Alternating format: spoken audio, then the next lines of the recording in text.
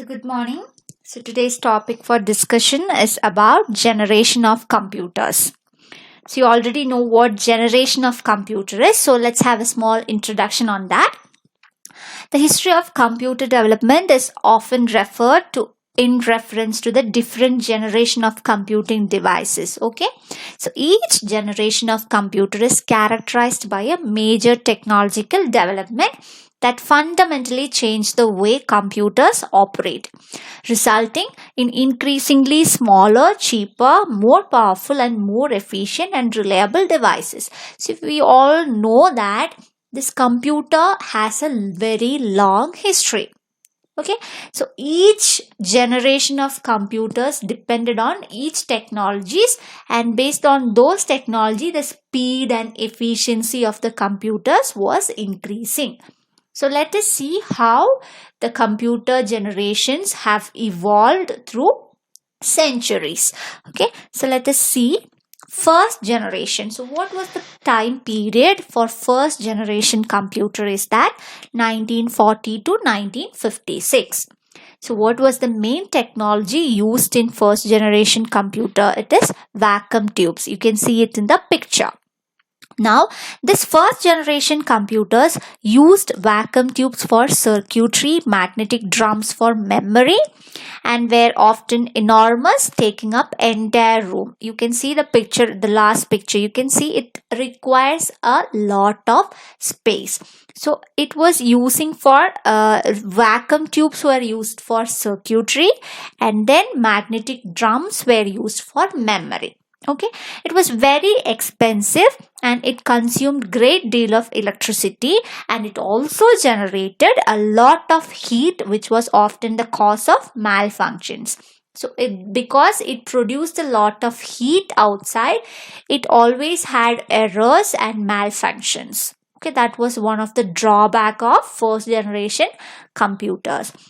Now relied on machine language to perform operations, could solve one problem at a time. So this first generation computer always relied on machine language, and so it always took to solve one problem at a time. It cannot multitask or multi-process. Okay, so input was based on punched cards. So the input device used in first generation computer is punched cards and paper tapes, and output was displayed on printouts.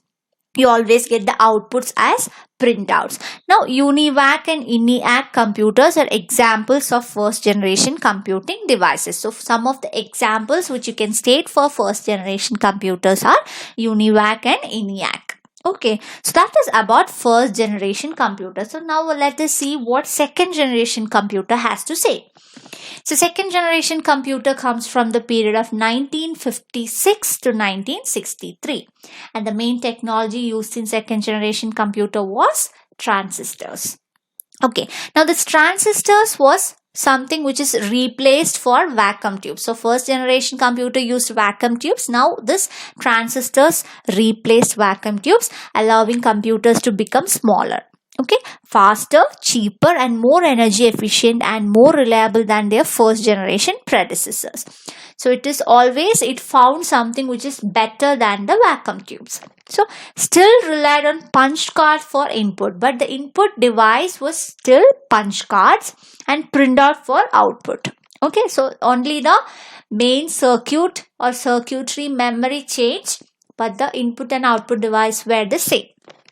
Now, second generation computers moved from scriptic binary machine language to symbolic or assembly language. So, first generation computer used machine languages. Now, second generation used assembly languages, which allowed programmers to specify instructions in words. That was a big leap from first to second generation.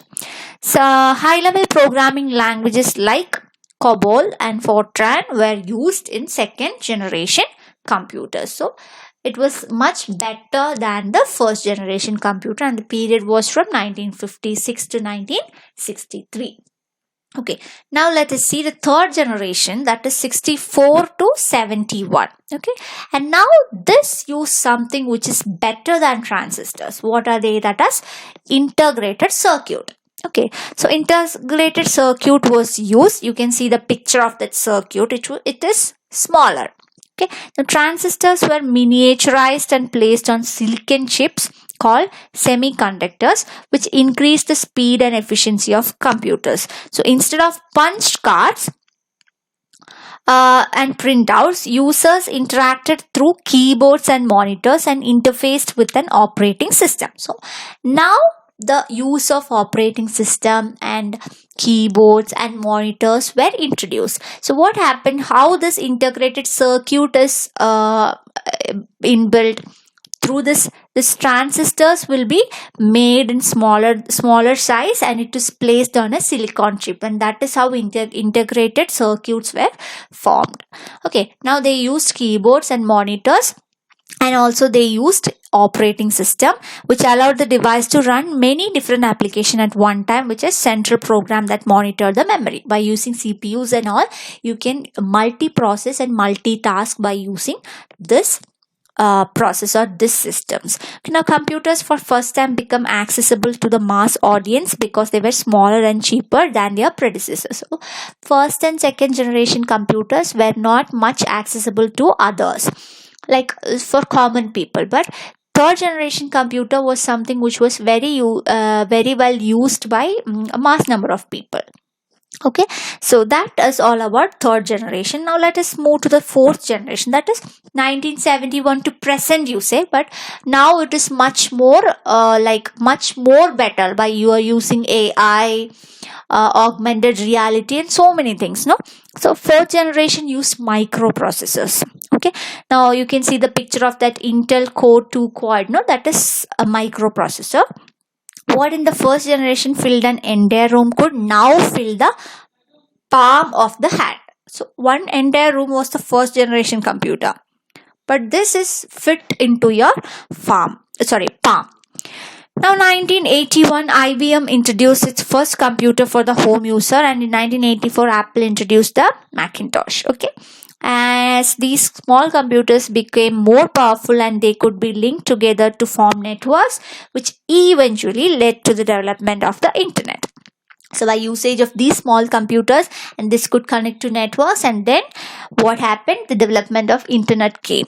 And then fourth generation computers also saw the development of GUIs, mouse, and handheld devices. So many improved and improvised devices were also seen in this fourth generation computers.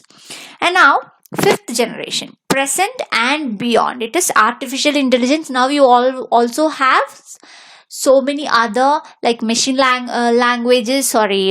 learning, like so many data sciences. No, so fifth generation computer devices based on artificial intelligence are still in development, still developing stage. And though there are some applications such as voice recognition that are being used today, the use of parallel processing and superconductors is helping to make artificial intelligence a reality. So quantum computation and molecular nanotechnology will radically change the face of computers in years to come. You can expect more in artificial intelligence, and it is still in a developing stage. Now the goal of fifth generation computer is to develop devices that respond to natural language input and are capable of learning and self-organization. That is, just a voice command can make them work. So they are focusing on that type of computing systems nowadays. So these are the 5 main generations of computers, and I hope this is clear to you. Thank you.